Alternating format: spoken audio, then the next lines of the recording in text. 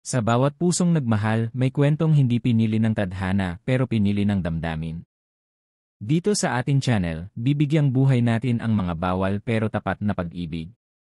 Filipino romance, at ito ang mundo ng mga lihim na pagmamahalan, tapat na damdamin, at kwentong hindi mo malilimutan. Please mag-subscribe kayo sa aking YouTube channel para sa iba't ibang kwento ng pag-ibig. Hindi mapakali si Jade buong araw. Simula nang mahuli ni Mia ang halos paglalapit ng kanilang mga labi ni Rico, pakiramdam niya ay nasa bingit siya ng pagkabuking. Pero ang hindi niya alam, hindi booking ang balak ni Mia, kundi gulo. Gabi ng inuman. May inuman daw sa labas, sabi ni Mia habang hawak ang 2 bote ng alak. Naka-white off-shoulder top siya at black miniskirt, litaw ang makinis niyang balikat at legs.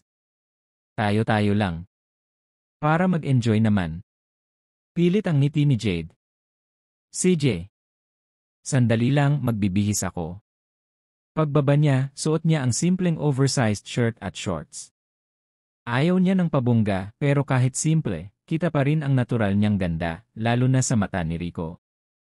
Nagsimula ang inuman sa terrace. Kwentuhan, tawa, at sulyap na tila walang laman pero sa loob may tensyon sa pagitan nilang tatlo. Lalong tumindi nang nagsimula ng maglaro ng Truth or Dare. Unang ikot kay Mia. Truth or Dare, tanong ni Rico. Dare. Okay, halikan mo ang katabi mo sa pisngi. Katabi niya si Rico. Agad siyang yumuko at mabilis pero madikit na humalik sa pisngi ni Rico. Si Jade tahimik. Hawak ang baso ng alak pero hindi makatingin ng deresto. Sunod na ikot kay Jade. Truth or Dare, tanong ni Mia sabay sulyap ng matalim. Truth.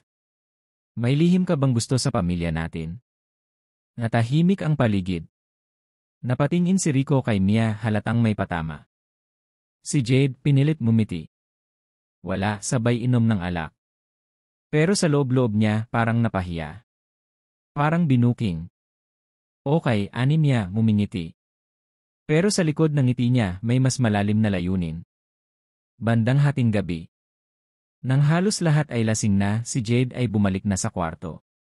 Pero si Mia hindi pa tapos. Lumapit siya kay Rico na medyo hilo na rin. Rico, gusto mo pa ba ng kwentuhan? Bulong niya habang dumidikit sa dibdib ng binata.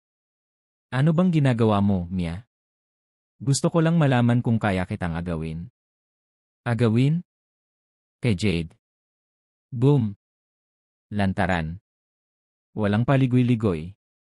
Alam ko na, Rico. Alam ko ang mga tinginan nyo. Alam ko ang lihim nyo. Napatayo si Rico. Hindi niya inaasahan yon. Pero bago pa siya makalayo, hinila siya ni Mia sa kamay at itinulak sa sofa.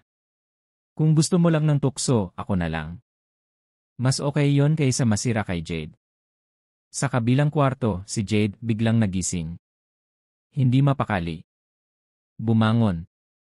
Sumilip sa bintana.